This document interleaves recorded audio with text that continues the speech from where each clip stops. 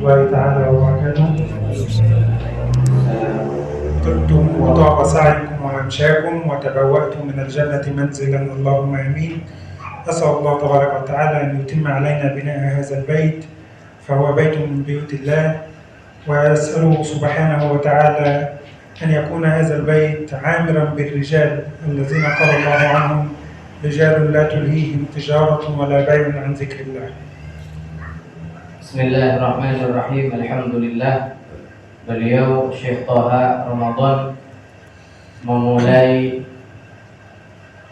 penjelasan hadis ke-16 ini dengan muqaddimah. Yang pertama, beliau mendoakan kita semua, mudah-mudahan kita dijadikan orang-orang yang beruntung oleh Allah Subhanahu wa taala, dan beruntunglah kalian yang hadir di sini. Bersiap-siaplah surga menjadi tempat kalian semua. Lalu beliau juga mendoakan masjid kita ini yang belum selesai. Didoakan oleh beliau mudah-mudahan diberikan kelancaran dalam pembangunannya, segera selesai pembangunannya, dan yang terpenting kata beliau, di dalamnya diisi oleh orang-orang yang gemar berzikir kepada Allah, yang mana ada orang-orang yang yang walaupun dia bekerja duniawinya, tapi hatinya tidak terpengaruh oleh duniawi, hatinya tetap berzikir kepada Allah Subhanahu wa taala. هذا الحديث رواه البخاري، وقال فيه النبي صلى الله عليه وسلم عندما جاءه رجل يقول له: أوصني يا رسول الله، أي دلني على عمل إذا عملته دخلت الجنة، وهذه الوصية تكون عبارة عن كلمات قليلة يدركها الإنسان حتى يستطيع أن يسير عليها طوال حياته. فقال له النبي صلى الله عليه وسلم: لا تغضب. Hadis yang ke-16 ini sebagaimana diriwayatkan Imam Bukhari melalui seorang sahabat Abu Hurairah. Beliau menceritakan bahwa ada seorang datang kepada baginda Nabi, datang menghadap kepada Rasulullah seraya berkata, "Ausini, berilah nasihat kepadaku ya Rasul." Artinya kata beliau, tunjukkan kepadaku yang mana, kalau tunjukkan satu perbuatan kepadaku yang mana bila aku lakukan itu akan membuat diriku masuk surga. Maka Nabi pun kemudian memberikan nasihat yang sangat singkat nasihatnya, dan nasihat ini oleh seseorang bisa dikerjakan, bisa diamalkan, bisa dilakukan sepanjang hidupnya. Nasihat yang sangat singkat ialah la taghdab, janganlah kamu marah. فكأن الرجل الذي طلب من النبي الوصية استقل هذه الوصية، يعني ظن أنها قليلة فردد مرارا، يعني قرر طلب الوصية من النبي صلى الله عليه وسلم، وقال: نعم يا رسول الله، ولكن أوصني. فقرر عليه النبي وقال: لا تغضب. فقرر الرجل مرة ثالثة فقال النبي: لا تغضب. فقال له النبي في رواية أخرى: أما تفقه؟ أنت لا تفقه قولي؟ لا تغضب، هذه وصيتي لك. Maka dalam nasihat yang sangat singkat ini, Nabi hanya berwasiat, Nabi hanya menasihati orang tersebut dengan kata-kata la taghdab, janganlah kamu marah. Nasihat ini oleh orang yang meminta nasihat dianggap terlalu sedikit, sehingga dia mengulangi lagi, berilah nasihat kepadaku ya Rasul. Tapi Nabi juga menjawab dengan jawaban yang sama, la taghdab, jangan marah. Diulangi lagi oleh yang bertanya, tapi berilah nasihat kepadaku yang lebih dari itu ya Rasul. Kemudian Nabi juga mengatakan la taghdab, janganlah marah. Dalam riwayat yang lain disebutkan keempat kalinya dia tetap meminta nasihat, maka Nabi mengatakan, tidakkah kamu mengerti dengan apa yang aku nasihatkan kepada kamu? لما خلق الله تبارك وتعالى آدم عليه السلام خلقه من تراب الأرض أو من أديم الأرض، والأديم بمعنى التراب، ولذلك سمي آدم لأنه خلق من أديم الأرض أي تراب الأرض. فالله تبارك وتعالى لم يأخذ من تراب الأرض من موضع واحد، ولكن أخذ من جميع الأرض، ثم خلق آدم عليه السلام، ولذلك خرج الأسود والأبيض، خرج الطيب والرديء، خرج القاسي واللين، فطباع الناس مختلفة، لا تجد كل الناس طبعهم واحد ولكن مختلفون. Oleh karena itu ketika Allah Subhanahu wa taala menciptakan Nabi Adam, diciptakan dari tanah, min adimil ard, dari tanah. Oleh karena itu Nabi Adam diberi nama Adam karena asal masih satu kata dengan adim, yaitu tanah. Dan tanah yang dijadikan bahan baku menciptakan Nabi Adam itu bukan dari satu jenis tanah, dari berbagai jenis tanah. Oleh karena itu manusia tabiatnya juga berbeda-beda sesuai dengan dari tanah mana dia diciptakan. Ada yang warna kulitnya hitam, ada yang warna kulitnya putih, ada yang tabiat dan karakternya tidak sama. Ada yang lembut, ada yang kasar, ada yang pemarah, ada yang lemah lembut. Begitulah karakter manusia sesuai dengan dari tanah apa dia diciptakan. اجلس يا عاقل ولا تتحرك. سيأتي. اجلس يا ولد.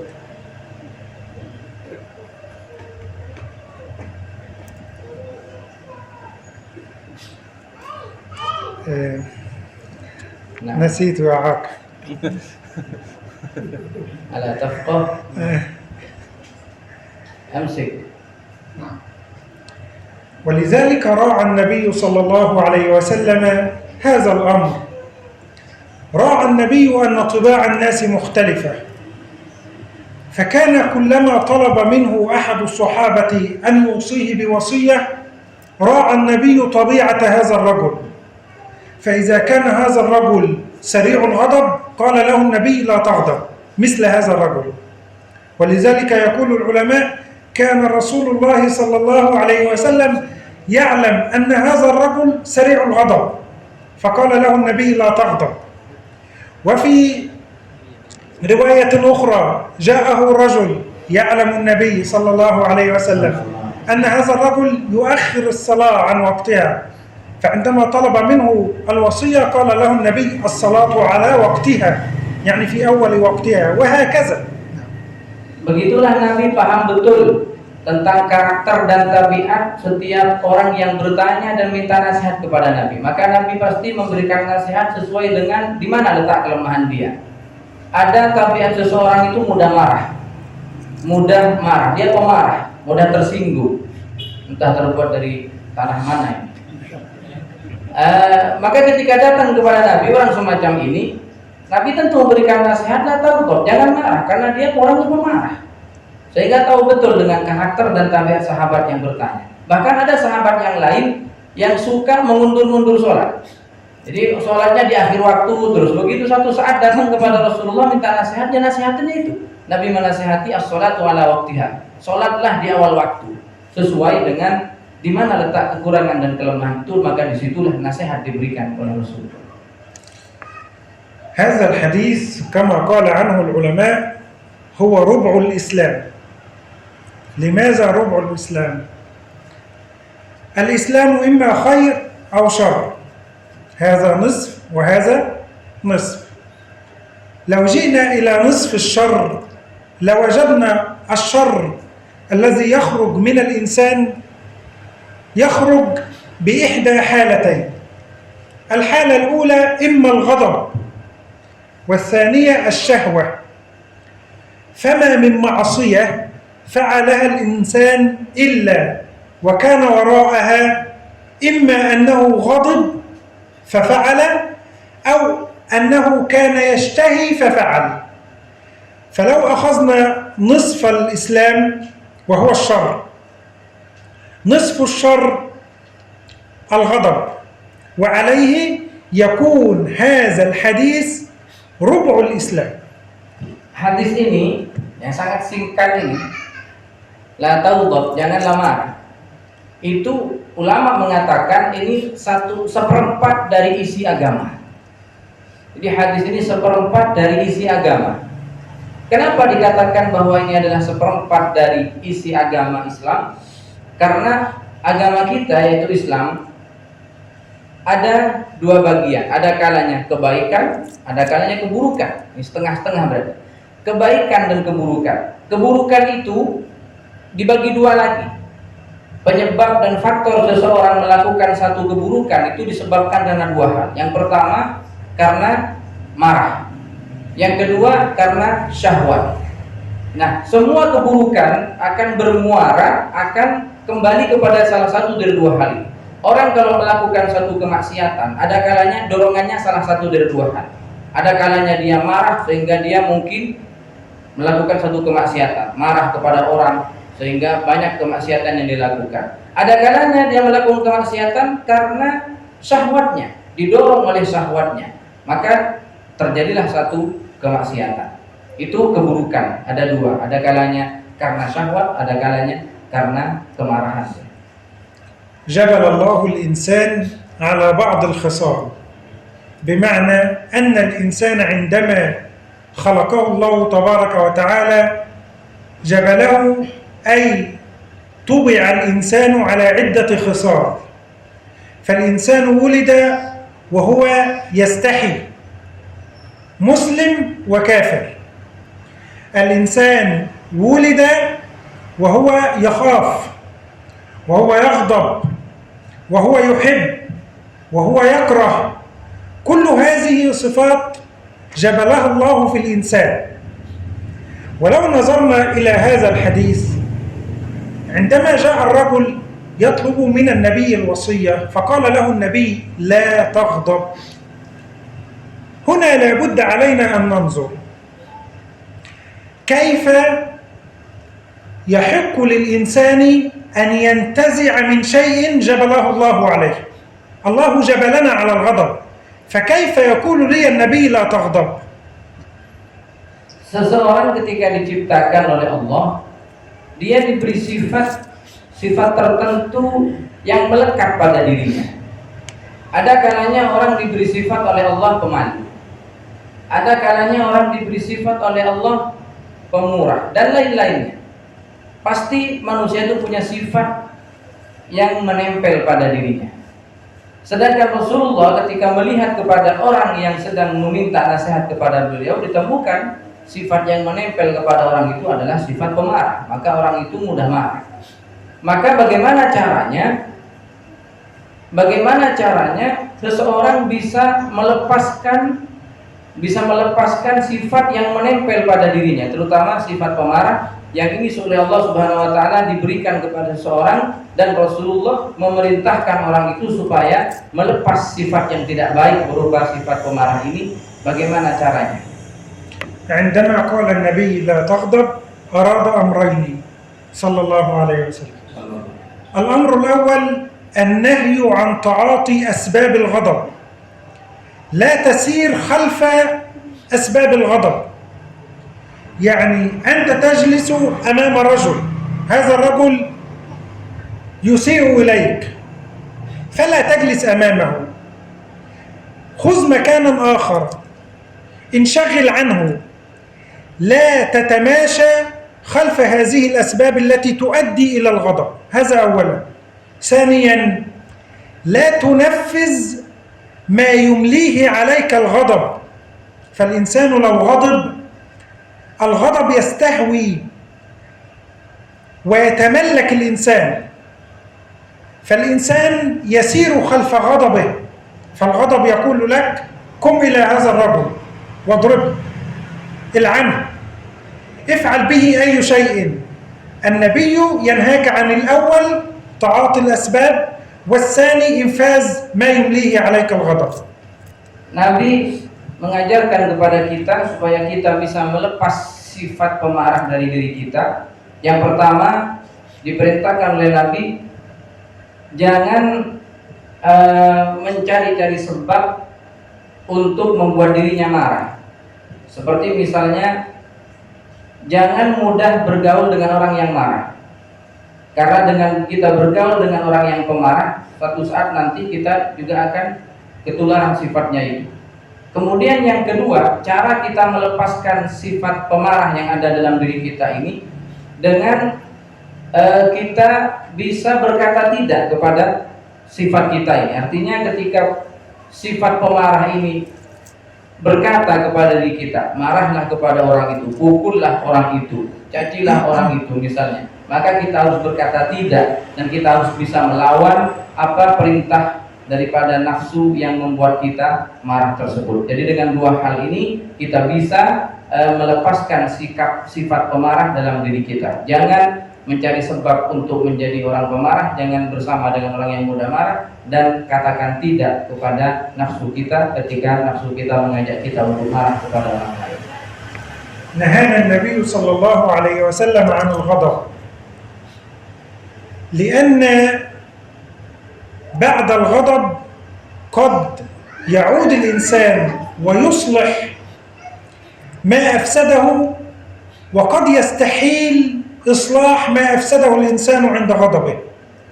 سنضرب مثالا أو قبل المثال نبين مراحل الغضب.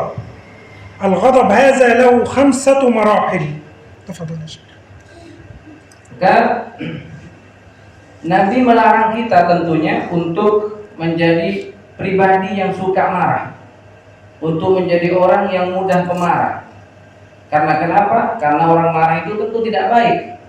Tetapi kata beliau, nanti akan diberikan satu contoh, dan beliau juga akan menyebutkan bahwa marah itu ada 5 tingkatan. Orang marah itu ada 5 tingkatan. Khamsat marahil, ada 5 tingkatan. Maka ini yang akan dijelaskan oleh beliau satu demi satu. Al-marhalatul ula bidayatul ghadab. Yang pertama, permulaan dari sifat marah. Al-marhalatul tsaniyah ziyadatul ghadab. Yang kedua, ketika dia sudah mulai marah, maka akan bertambah marah. Al-marhalatul tsalisah shiddatul ghadab. Yang ketiga, dia akan sangat marah. Ar-rabi'ah at-tashwish bima'na 'adam al-fahm. Yang ketiga, dia mulai hilang kesadaran. Summa al-marhalatul akhirah al-i'tizar. Kemudian yang terakhir, dia merasa dirinya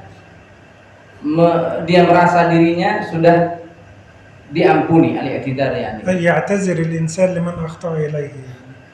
Dia sudah mulai memaafkan orang yang berbuat salah kepada dia. Insyaallah hadzal mithal sayuwaddih hadhihi al-marahil biiznillah. Dan akan diberikan contohnya supaya untuk memperjelas 5 tingkatan tersebut. Syekh Abdul Aziz yajlis وأنا أمر أمامه فقلت له السلام عليكم ورحمة الله وأنا لم أسمعه وهو يرد علي فأول شيء غضبت أنه لم يرد علي هذا هو بداية الغضب أنا ألقيت عليه السلام ولم يرد. Contohnya misalnya kata beliau, saya Abdul Aziz duduk di sini, kemudian beliau Syekh Toha lewat di depan saya. Beliau ucapkan salam kepada saya, Assalamualaikum. Padahal saya menjawab, tapi beliau mungkin yang kurang, yang tidak mendengar dengan jawaban saya. Maka beliau mulai marah kepada saya. فقلت في نفسي الشيخ عبد العزيز قصد عدم الرد وكأنه أراد ألا يرد علي فأنا ازددت غضبا. هذه هي المرحلة الثانية. Maka ketika Syekh Toha tidak mendengarkan balasan salam dari saya, beliau mulai mengira bahwa saya sengaja tidak menjawab salamnya, dan itu membuat beliau mulai semakin marah kepada saya. المرحلة الثالثة وهي شدة الغضب. قلت في نفسي طالما أنك ألقيت عليه السلام وهو لم يرد عليك قاصدا اذهب إليه وقم بضربه، فذهبت إليه وضربته. هذه هي المرحلة الثالثة، شدة الغضب. Yang ketiga, sangat marah. Setelah salamnya tidak dijawab, maka nafsunya mulai membisiki dia. Dia sengaja tidak menjawab. Dia ingin diberi pelajaran, beli dia pelajaran. Maka mulai dipukul. Dia sudah mulai sangat marah. Na'udzubillah. أنا لا أضرب أحدا يا شيخ. المرحلة الرابعة هي التشويش. بعدما ضربت الشيخ عبد العزيز قال لي: لماذا تضربني؟ ما الذي فعلته لك؟ فقلت له: أنا ألقيت عليك السلام وأنت تعمدت عدم الرد، وأنت قصدت الإهانة، وأنت. فقال: والله لا، أنت ألقيت علي السلام وأنا لم أسمعك والله، أو أنك ألقيت علي السلام وأنا رددت عليك ولكنك لم تسمع. فهنا حدث تشويش، عدم فهم الموقف. ماذا فعلت أنا ضربت هذا الرجل خطأ بسبب الغضب. فهذه هي المرحلة الرابعة. Baru setelah saya dipukul sama Syekh, lalu saya bertanya kepada Syekh, ya Syekh, kenapa Anda tiba-tiba mukul saya? Syekh menjawab, karena saya ucapkan salam kepada kamu dan kamu tidak menjawab. Maka saya bilang, mungkin Anda yang tidak mendengarkan jawaban salam saya, atau bisa jadi karena saya tidak mendengar ucapan salam Anda, sehingga setelah jelas hal seperti itu dia mulai ragu, mulai bimbangnya siapa yang salah, siapa yang benar. Maka ini tashwish, jadi marhalah atau fase keempat dari tingkatan orang itu menjadi pemarah. ثم تأتي المرحلة الخامسة وهي الاعتذار. أجلس إليه وأعتذر إليه وأقبل يديه وأقبل قدميه وأقول: أعتذر إليك، أنا أخطأت في حقك. قد يقبل فنرجع إلى الحالة الأولى التي كنا عليها، من الممكن إصلاح ما أفسده الغضب، وقد لا يقبل فنرجع إلى الحالة الأخرى التي كنا فيها، قد لا يصلح ما أفسده الغضب. Maka tinggal tingkatan yang terakhir setelah jelas, karena ada dua kemungkinan. Ada kalanya dari disebutkan, ada kalanya Syekh yang tidak mendengar jawaban salam saya, ada kalanya saya tidak mendengar ucapan salam Syekh. Maka beliau mulai mengerti, oh ini terjadi ada miskomunikasi. Sehingga setelah itu Syekh bilang minta maaf ke saya setelah dipukul. Enak sekali ya, setelah mukul minta maaf. Jadi setelah dipukul, karena sudah jelas ya, bahwa ada miskomunikasi, ada yang tidak paham tentang ini, ada yang tidak mendengar, maka tiba-tiba saya minta maaf. Maka setelah minta maaf ini ada dua kemungkinan yang terjadi. Ada kalanya permintaan maafnya saya terima, karena sudah dipukul saya terima, akhirnya menjadi damai antara saya dengan Syekh. Ada kalanya juga saya tidak mau menerima permintaan maafnya karena sudah dipukul. Maka akan terjadi kondisi yang lain, akan seperti yang tadi, bisa marah-marahan lagi. Jadi inilah sesuatu yang bisa terjadi di saat seseorang marah kepada orang lain.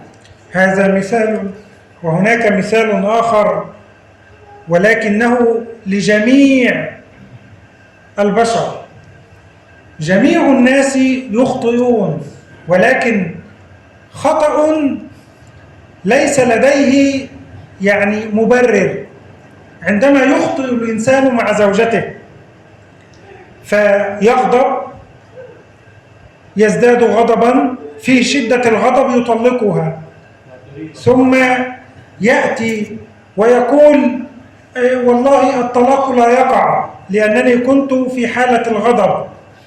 ثم يحدث له تشويش، ثم يحاول أن يعتذر فلا يجد حلا، طلق زوجته، هدم بيته، شرد أولاده، تفككت الأسرة، كل هذا بسبب الغضب. ولذلك كانت من وصية النبي صلى الله عليه وسلم: لا تغضب. Ada contoh yang lain, yang ini mungkin bisa terjadi kepada siapapun, Seperti misalnya dalam kehidupan keluarga, ada suami marah sama istrinya, Entah karena apa tiba-tiba dia marah. Di tengah-tengah kemarahannya, emosi itu, dia berkata perkataan yang bisa membuat perkataan yang menunjukkan perceraian. Dicerailah istrinya di dalam kondisi marah dengan ucapannya. Maka setelah itu mulai ada taswis, mulai ada kesadaran bagi dia. Nah, mulai ada kesadaran bagi dia, sehingga setelah ucapan cerai itu keluar, dia mulai ada kesadaran, titik terang, ternyata dia menyesal. Maka setelah banyak hal dia lakukan sebabkan marah, istrinya diceraikan, bahkan rumahnya dirobohkan misalnya, anaknya diusir, begitu dia marahnya, maka seketika dia menemukan titik terang, maka dia mulai sadar, dan apa yang dia lakukan itu tidak akan bisa kembali lagi seperti semula. Rumah yang sudah dirobohkan, anak diusir, istri diceraikan, untuk mengembalikan kepada kondisi semula itu tidak mudah. Makanya oleh karena itu sangat dilarang untuk dalam kondisi marah ini bagaimana kita bisa mengontrol emosi kita. قلنا أن النبي صلى الله عليه وسلم عندما نهى الرجل عن الغضب وقال لا تغضب، قلنا النبي أراد النهي عن تعاطي أسباب الغضب، وأكبر شيء وأكبر سبب من أسباب الغضب الكبر. الكبر هذا هو أعظم أسباب الغضب، لأن الإنسان الذي يغضب فعل شيء يخالف هواه ولذلك غضب. ولو أن الإنسان رضي بما حدث لما غضب هذا الغضب. بمعنى أنا قلت للشيخ عبد العزيز ضع هذه الزجاجة أمامي، فأخذها ووضعها أمامه، هذا مخالف لهواي وهذا مخالف لما أرجوه وأتمناه، فغضبت من هذا الأمر غضبا شديدا فأوقعت الضرب عليه. ما سبب هذا الأمر؟ الكبر. ولو أن الإنسان تحلى بالأدب والأخلاق الكريمة لما حدث هذا. Kemudian penyebab terbesar yang mendominasi seseorang bisa menimbulkan rasa marah dalam dirinya, ini penyebab terbesarnya adalah al-kibr, memiliki rasa sombong. Orang itu kalau memiliki sifat sombong dalam dirinya, dia mudah marah. Kenapa? Ketika ada seseorang melakukan sesuatu yang tidak sesuai dengan keinginannya, dia marah. Tadi berikan contoh oleh beliau, Syekh bilang kepada saya, ya Abdul Aziz, taruh botol air ini di depan saya, kata Syekh. Lalu saya tidak menaruh di depan beliau, tapi saya taruh di depan saya. Akhirnya saya dipukul oleh beliau, dipukul lagi saya. Berapa kali? 3 kali dipukul pulang saya. Salat dorbat ya, dipukul. Maka ini kenapa sebabnya marah? Karena kata beliau, karena apa yang saya lakukan ini tidak sesuai dengan permintaan yang beliau inginkan. Ini bertentangan dengan keinginannya. Maka orang yang punya sifat kibr, orang punya sifat sombong, ini menjadi penyebab yang terbesar untuk membuat dirinya marah, karena setiap perbuatan orang lain yang tidak sesuai dengan keinginannya, dia akan marah dengan perbuatan orang tersebut. Syekh Abdul Aziz يقول أنني سأضربه. كيف سأضربه وأنا بين إندونيسي وإندونيسي وأمامي أيضا الشعب الإندونيسي كله وأنا وحيدا. ولكن يعني أنا أريد أن أسأل سؤالا: من هو الشديد؟ نحن نجلس أمامكم، من هو الشديد القوي؟ أنا أم الدكتور أحمد أم الشيخ عبد العزيز أم أحد منكم؟ يعني أفيدوني، أريد جوابا. من هو الشديد؟ Jadi beliau tadi bilang ini selingannya, ini hanya contoh, kata beliau. Saya tidak mungkin memukul Abdul Aziz karena saya orang Mesir sendirian di sini, kata beliau. Kanan saya orang Indonesia, depan saya orang Indonesia semua. Tetapi beliau ingin bertanya tentang satu hal. Permasalahannya bukan siapa yang kuat, siapa yang lemah. Maka kalau kita bertanya siapa yang kuat, orang kuat itu orang yang seperti apa, kata? Beliau bertanya dan ingin jawaban dari panjenengan, siapakah yang dinamakan orang yang kuat? Apakah kuat tenaganya? Apakah dia kuat fisiknya? Atau kuat apanya? Terserah. Siapa yang dinamakan orang kuat? Ada yang bisa jawab? من هو الشديد؟ نعم Orang تفضل. yang bisa menahan hawa nafsunya ketika dia bisa untuk melakukan sesuatu itu. Perkara. Ini orang yang kuat. Asyadid qala alladhi yamna hawahu li fi'li syai'in ma'anhu qadir ala fi'li. أحسنت بارك الله فيك. لك جائزة إن شاء الله في اللقاء القادم مني. Alhamdulillah, yang jawab tadi Mas Erik, kata beliau akan diberi hadiah di pertemuan berikutnya. إن شاء الله. Mobile insyaallah. سنزوجهم بقى ثانيا. Nggak bisa diterjemah ini, takut istrinya nonton nanti nggak boleh datang lagi. لا تريد؟ خلاص ستأتي هدية بخلاف الزوجة. سأل النبي صلى الله عليه وسلم أصحابه من هو الشديد، فقال النبي صلى الله عليه وسلم ليس الشديد بالسرعة أي الذي ينتصر على هذا وهذا وهذا وهذا، وإنما الشديد الذي يملك نفسه عند الغضب، فإذا ما غضب الإنسان وازداد غضبه واشتد الغضب ملك نفسه ولم يتبع هواه ولم يتبع الغضب، فهذا هو الشديد. Satu saat Rasulullah pernah didatangi oleh seseorang dan bertanya, ya Rasul, siapakah orang kuat itu? Lalu Nabi menjawab, orang yang kuat itu adalah bukan orang yang kuat bergulat, bukan orang yang kuat mengalahkan musuhnya yang kuat fisiknya, bukan. Tapi orang yang kuat itu, kata Nabi, adalah orang yang kuat menahan amarahnya di saat dia sedang dalam kondisi emosi.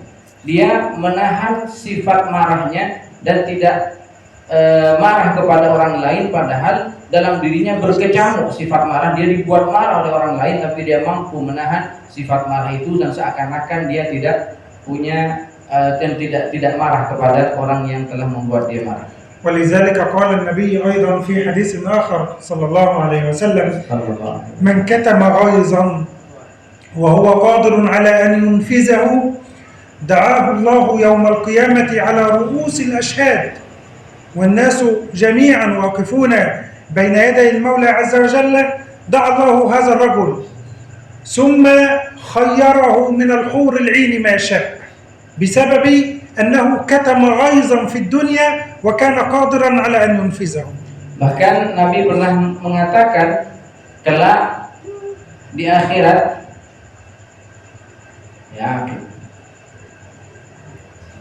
kelak di akhirat ada seseorang yang ketika di dunia dia mampu menahan dan menyembunyikan sifat marahnya. Padahal dia sedang marah kepada orang lain, tapi dia mampu menyembunyikan sifat marahnya dan wajahnya menampakkan seakan-akan sedang tidak marah. Dia tidak marah, padahal hatinya marah betul. Tapi karena mampu menyembunyikan sifat marahnya, maka orang yang demikian ini, kata Nabi, kelak di akhirat akan dipanggil oleh Allah di hadapan orang banyak, akan dipanggil oleh Allah di hadapan orang banyak dan disuruh milih di antara bidadari-bidadari yang ada sebagai sebagai balasan dan hadiah karena dia sudah mampu menahan, menyembunyikan, bukan hanya menahan, menyembunyikan sifat marahnya dan tidak menampakkan di hadapan orang lain. جارية فتاة تصب الماء لعلي ابن الحسين رضي الله عنهم جميعا، فوقع الإبريق أي الإناء الذي به ماء على وجه علي بن الحسين فشجه أي جرح جرحا في وجهه، فنظر إليها وهو قادر على أن يعذبها، فقالت قال الله تعالى والكاظمين الغيظ، فقال لها كظمت غيظي، قالت قال الله والعافين عن الناس، قال عفوت عنك، قالت والله يحب المحسنين، قال اذهبي فأنت حرة لوجه الله. Allah, pernah ada satu kejadian yang terjadi. Ada seorang budak perempuan.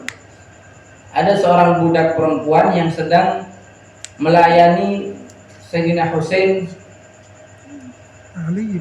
Sayyidina Ali, melayani Ali bin Husain bin Ali bin Abi Thalib. Dia budak perempuan sedang menuangkan air di hadapan Imam Ali bin Husain ini, menuangkan air untuk diminum. Tiba-tiba wadah airnya, bahkan kalau kita tekoknya itu, wadah airnya itu tiba-tiba terjatuh dan mengena wajah Imam Ali bin Husain. Dan luar biasa, ini sudah nampak betul ada semacam merah terkena wadah tersebut. Ada legamnya di sini. Lalu Imam Ali melihat budak perempuan itu. Begitu melihat, budak perempuan itu bilang bahwa Allah dalam Al-Quran, Allah berfirman, wal kadhiminal ghaidha. Tanda orang yang bertakwa itu adalah orang yang mampu menyembunyikan sifat marahnya, tidak ditampakkan di wajah. Maka kata Imam Ali, iya, saya akan sembunyikan sifat marah saya. Lalu perempuan itu melanjutkan ayat, wal afina 'anil nas. Bukan hanya menyembunyikan sifat marahnya, tapi mampu memaafkan orang yang punya salah. Kata Imam Ali, iya, saya maafkan kamu. Bukan hanya itu, wallahu yuhibbul muhsinin. Allah cinta kepada orang yang berbuat baik. Maka kata Imam Ali, ya sudah, saya akan menjadi orang baik, kamu saya merdekakan sekarang. Al-ghadabu 'indana naw'an. Ghadabun mahmud ay ghadabun hasan yuhibbuhu Allah Ta'ala. Wa ghadabun mazmum sayyi' yakrahuhu Allah tabaraka wa ta'ala. Dari segi pembagiannya, marah itu ada dua. Marah itu ada dua macam. Yang pertama, marah yang terpuji, marah yang baik. Yang kedua, marah yang tidak baik, marah yang tercela. Al-ghadabul mahmud ma kana lillahi tabaraka wa ta'ala, ay yaghdabu al-insan li'annahu tuntahak hurumatullah. الناس في الأرض يعصون الله تبارك وتعالى. الناس في الأرض لا يقيمون حدود الله. الناس في الأرض لا يؤدون الصلاة ولا يؤدون الزكاة ولا يطيعون الله، فأنا أغضب. هذا غضب محمود، ولكن لا بد لمن يغضب ألا يفعل فعلا يغضب المولى عز وجل. Yang pertama, marah yang terpuji, marah yang baik ialah ketika seseorang marah karena Allah. Bagaimana maksudnya marah karena Allah? Ketika dia melihat orang lain menghina syariat, menghina agamanya Allah, maka dia marah kepada orang itu. Karena apa yang dia lakukan membuat Allah marah. Ada orang misalnya bermaksiat, ada orang meninggalkan sholat, ada orang tidak mengeluarkan zakat. Dia marah kepada orang tersebut karena sebetulnya perbuatannya itu membuat Allah marah kepada dia. Tapi walaupun dia marah, kata beliau, mengekspresikan marahnya itu jangan sampai berbuat sesuatu yang Allah juga marah sama dia. Jadi sekali lagi kata beliau, kalaupun kita marah karena Allah, marah karena syariat agama kita dihina dan lain-lainnya, jangan sampai berbuat sesuatu mengatasnamakan marah karena agama, padahal yang dia perbuat itu membuat Allah juga marah sama dia. ولذلك تحدثنا أم المؤمنين عائشة عن خلق النبي صلى الله عليه وسلم، فتقول: والله ما انتقم رسول الله صلى الله عليه وسلم لنفسه قط إلا أن تنتهك حرمات الله فينتقم لله بها. أي النبي لا ينتقم لنفسه. إذا أساء أحد إلى شخص رسول الله صلى الله عليه وسلم لا ينتقم النبي لنفسه، ولكن إذا انتهك شيء من محارم الله طلب النبي صلى الله عليه وسلم أن يقام الحد. لماذا؟ لأنه انتهك حرمات الله. Oleh karena itu Sayyidah Aisyah radhiyallahu anha pernah bercerita dan berkata bahwa seumur hidup Nabi itu tidak pernah balas dendam kepada orang yang menyakiti beliau, yang menyakiti pribadi beliau. Ada orang nyakitin pribadi Rasulullah, Nabi tidak pernah balas dendam. Nabi tidak pernah menyakiti orang itu. Tetapi ketika hurumatillah, ketika agamanya Allah yang dihina, ketika syariat yang dihina, maka Nabi kemudian marah karena itu semua, sehingga Nabi menghukum orang itu, menghukum orang tersebut sesuai dengan perbuatannya. Maka itulah yang diperbuat oleh Rasulullah. Kalau yang dicaci itu adalah pribadinya beliau tidak pernah marah dan tidak pernah membalas dendam. Tapi ketika agama yang dihina, maka beliau menjadi orang yang marah dan ditegakkan hukuman di sana. أما الغضب المذموم ما كان لحظ النفس والهوى، بمعنى لو أساء أحد إلي وأنا انتقمت منه بسبب الغضب، هذا غضب مذموم لأنه لهوى النفس. ولذلك لما مر النبي صلى الله عليه وسلم على رجل يسمى أبو مسعود البدري وهو يضرب غلاما له، فالنبي كان يقف خلف هذا الرجل، فنادى عليه النبي بأعلى صوته وقال: اعلم أبا مسعود، اعلم أبا مسعود. فالتفت إليه أبو مسعود وقال: لبيك يا رسول الله. فقال النبي: لله أقدر عليك منك على هذا الغلام، أنت كما تضرب هذا الغلام الله تبارك وتعالى ينتقم منك يوم القيامة. فقال أبو مسعود: هو حر لوجه الله، أراد أن يصلح ما أفسده غضبه. فقال النبي صلى الله عليه وسلم: لو لم تفعل للفحتك النار، أي لو لم تعف عنه ولو لم تعتقه لوجه الله لدخلت النار في الآخرة. Adapun marah yang tercela, marah yang tidak baik itu ketika marah itu dipicu oleh hawa nafsu, oleh keinginan-keinginan dalam dirinya, maka itu marah yang tidak baik, dipicu oleh hawa nafsunya. Ketika ada sesuatu yang tidak sesuai dengan apa yang dia inginkan, dia marah. Itu marah karena menyalahi keinginan pribadinya, maka itu marah yang tidak baik. Pernah suatu saat Rasulullah itu berjalan dan menemui seorang laki-laki bernama Abu Mas'ud Al-Badri. Abu Mas'ud Al-Badri ini sedang memukul budaknya, dipukul dengan begitu kerasnya. Rasulullah ada di belakangnya. Tiba-tiba Rasulullah memanggil Abu Mas'ud. Ketahuilah wahai Abu Mas'ud, ketahuilah wahai Abu Mas'ud. Kemudian Abu Mas'ud itu menoleh ke Rasulullah dan berkata, labbaika ya Rasulullah. Dia menjawab panggilan Rasulullah. Maka kata Rasulullah, ketahuilah Abu Mas'ud bahwa kamu memukul budak kamu ini, sesungguhnya Allah lebih bisa untuk berbuat yang demikian. Maka kemudian Abu Mas'ud mulai sadar. Lalu dia untuk menebus kesalahannya kepada budaknya ini, budaknya kemudian dimerdekakan oleh Abu Mas'ud untuk menebus kesalahannya karena sudah dia pukul, karena emosinya dia kepada budaknya, karena marahnya dia kepada budaknya.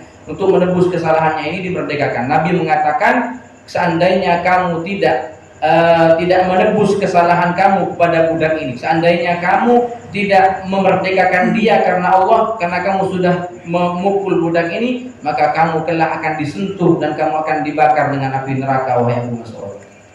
خرج علينا بعض الناس يقولون النبي صلى الله عليه وسلم أمر بقتل بعض الناس كابن خطل. عندما دخل النبي مكة فاتحا قال: من رأى منكم ابن خطل فليقتله ولو كان معلقا بأستار الكعبة. نحن نعلم أن البيت الحرام له حرمة فلا يراق فيه الدماء، ولكن هذا الرجل قال عنه النبي: من رآه فليقتله.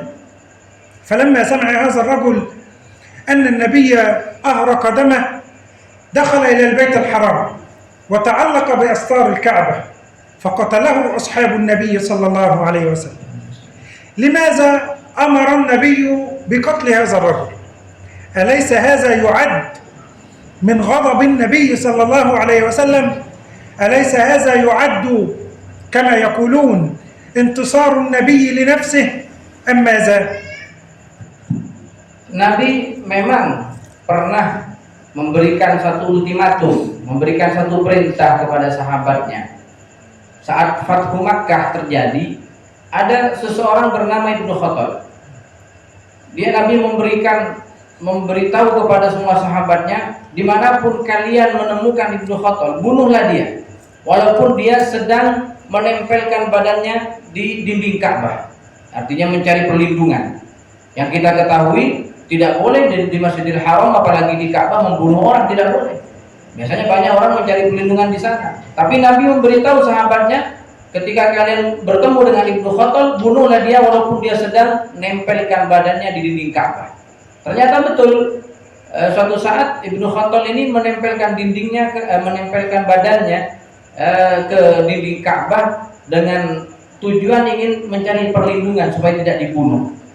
Ada sahabat yang paham dengan perintah Nabi, kemudian dia dibunuh oleh sahabat tersebut. Nah, dalam peristiwa ini kata beliau, kenapa Nabi memerintah Ibnu Khattab untuk dibunuh? Bukankah ini bentuk marahnya Rasulullah kepada dia? Apakah marahnya karena pribadi atau bagaimana sehingga Nabi itu begitu tegas memberikan satu perintah kepada sahabatnya untuk membunuh Ibnu Khattab walaupun berada di dinding Ka'bah? قتله النبي صلى الله عليه وسلم أو أمر أصحابه أن يقتلوه لأنه انتهك حرمات الله، فقتل مسلما. ابن خطل هذا كان مسلما، فأرسله النبي لكي يجمع أموال الزكاة، وأرسل معه مساعدا له، فقام ابن خطل هذا بقتل هذا المساعد، وكان هذا الرجل مسلما، إذا من قتل يقتل. هذا أولا. ثم أخذ ابن خطل هذا المال الذي جمعه مال الزكاة وعاد إلى مكة ولم يرجع إلى المدينة، مدينة النبي صلى الله عليه وسلم، فأخذ مال الزكاة، ثم ارتد عن الإسلام، ومن بدل دينه فاقتلوه. ثم بعد ذلك أخذ يسب النبي صلى الله عليه وسلم ويهجو النبي ويسب الدين الإسلامي، فالنبي لم يقتله لنفسه، وإنما قتله النبي أو أمر أصحابه أن يقتلوه لأنه انتهك حرمات الله كما يقول العلماء، أو أنه كان يؤذي رسول الله من حيث كونه رسول الله. فهناك فرق كبير بين أن تؤذي النبي لشخصه وبين أن تؤذيه لأنه رسول الله. فلو آذيت النبي لأنه رسول الله فهنا يعد انتهاك لحرمات الله. Kenapa Ibnu Khattab dibunuh dan Nabi memerintahkan sahabat untuk membunuh? Padahal Ibnu Khattab ini Islam. Padahal Ibnu Khattab ini dahulunya Muslim. Apakah dikarenakan karena marahnya Rasulullah secara pribadi kepada dia atau bagaimana? Enggak, kata beliau. Rasulullah memerintahkan sahabatnya untuk membunuh Ibnu Khattab bukan karena semata-mata marah berdasarkan atas nama pribadi, enggak. Tapi Ibnu Khattab ini sudah banyak melakukan pelanggaran-pelanggaran dalam syariat. Yang pertama, Ibnu Khattab ini pernah diberi tugas oleh Nabi untuk menjadi panitia zakat. Disuruh mengumpulkan harta-harta zakat orang-orang yang berzakat. Dan diutus juga oleh Nabi seseorang untuk membantu dia, untuk membantu pengumpulan zakat.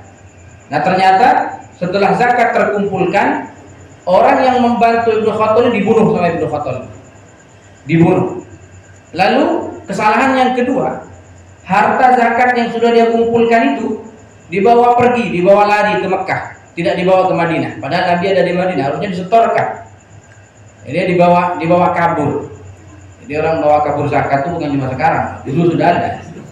Jadi dibawa kabur ke Mekah. Lalu setelah itu nggak cukup, dia setelah membawa kabur uang zakat, dia murtad, keluar dari Islam. Setelah murtad keluar dari Islam, bukan hanya itu. Setelah dia jadi orang kafir, setelah murtadnya, dia mencaci Islam, dia mencaci Rasulullah, dia mencaci Rasulullah bukan karena mencaci kepribadiannya Rasulullah, enggak, tapi dia mencaci kerasulan daripada Rasulullah.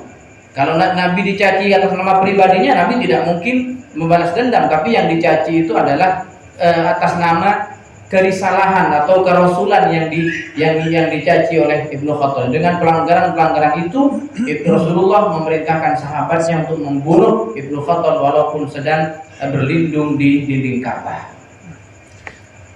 نختم حتى لا نطيل عليكم.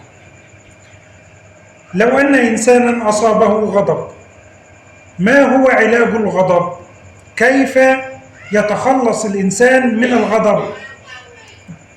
Yang terakhir kata beliau, kalau seseorang sedang emosi, sedang marah, kira-kira apa obat yang paling manjur untuk meredakan sifatnya marahnya dan emosinya itu? أول شيء عليه أن يستعيذ بالله من الشيطان الرجيم، لأن الغضب هذا من الشيطان، وأول شيء حتى نخرج من هذا أن نستعيذ بالله من الشيطان الرجيم.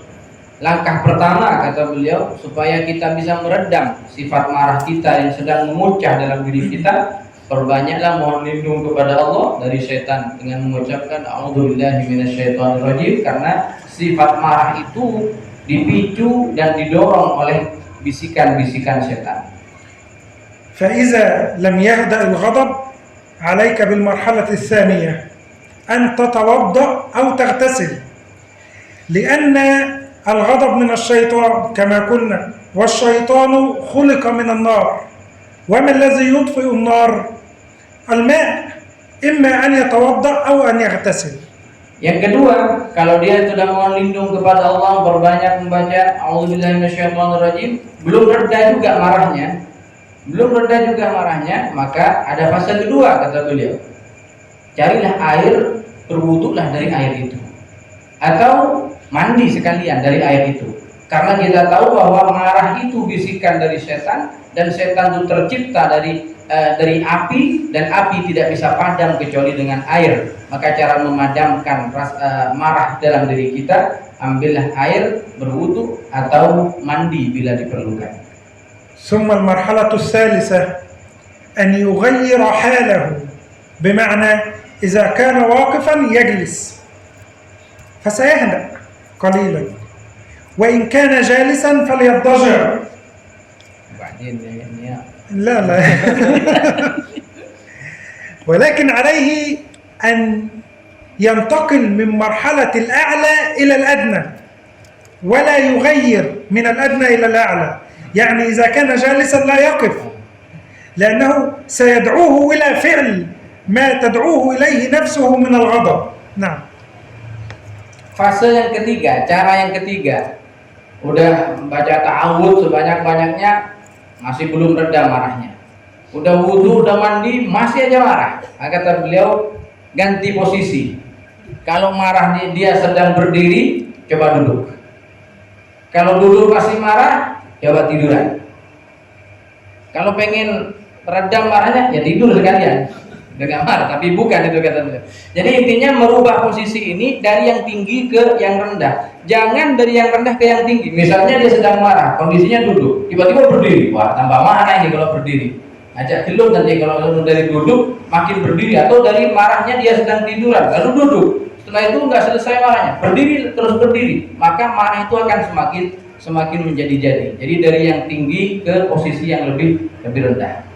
عليه أن يتذكر ما يترتب على الغضب من مفاسد، بمعنى كما قلت أثناء الدرس غضبت غضبا شديدا فضربت الشيخ عبد العزيز. هذا الذي أدى بي إلى الضرب. ما الذي بعد الضرب؟ مفاسد كثيرة، أقلها القصاص. إذا عوقبتم فعاقبوا بمثل ما عوقبتم به. فهنا أقل شيء الشيخ عبد العزيز يقوم ويضربني مثل ما ضربته، هذا أقل شيء. وقد يكون هو غاضب فيضربني أكثر مما ضربته. لكن اخترت ولا صبرت هو خير للصابرين. من الذي يصبر يا شيخ عبد العزيز؟ Yang ketiga, yang keempat kata beliau, kalau kita masih marah, sudah tadi beberapa fase, beberapa tingkatan sudah dilakukan untuk meredam sikap marah kita. Kalau masih marah, hendaknya dia berpikir tentang resiko orang marah. Kalau dia berpikir tentang resikonya, maka insya Allah marah itu akan menjadi redam. Tadi sudah disebutkan di pertengahan kajian ini bahwa tadi dicontohkan ketika beliau Syekh Toha memukul saya karena dia tidak tahu tentang resikonya.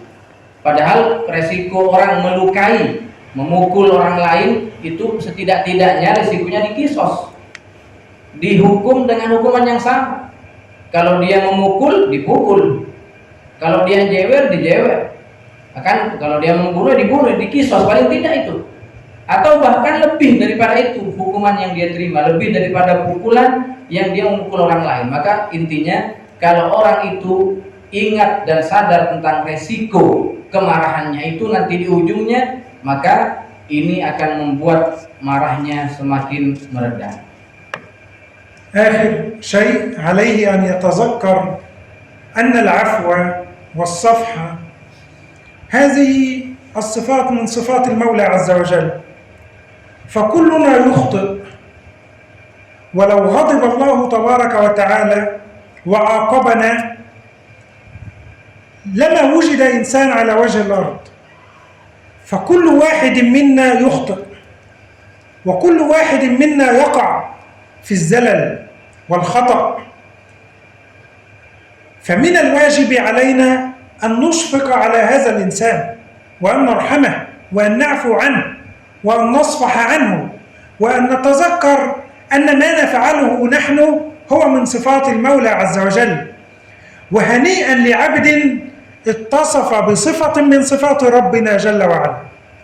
Yang terakhir kata beliau, hendaknya orang itu yang sedang dilanda sifat marah kepada orang lain, hendaknya dia berusaha mengingat dan berusaha mengikuti satu sifat yang dimiliki oleh Allah Subhanahu wa taala, yang sifat pemaaf. Maka Allah punya sifat pemaaf.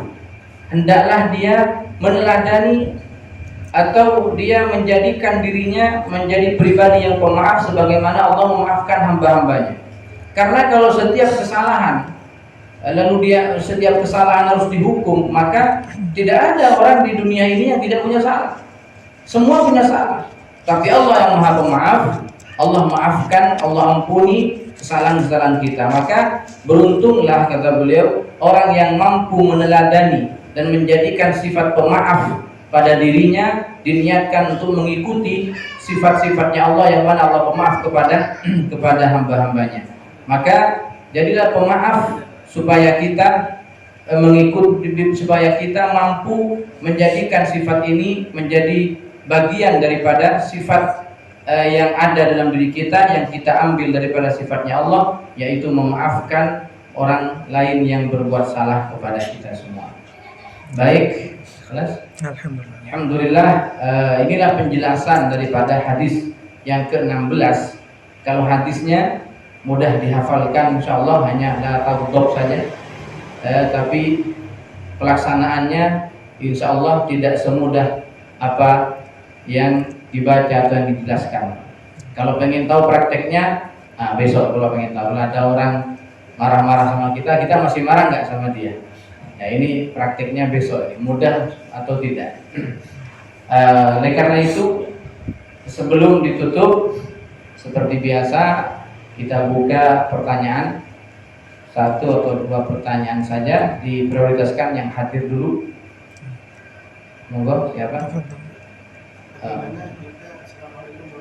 Waalaikumsalam. Bagaimana kita mendeteksi marah yang tidak karena nilai ataupun karena nafsu?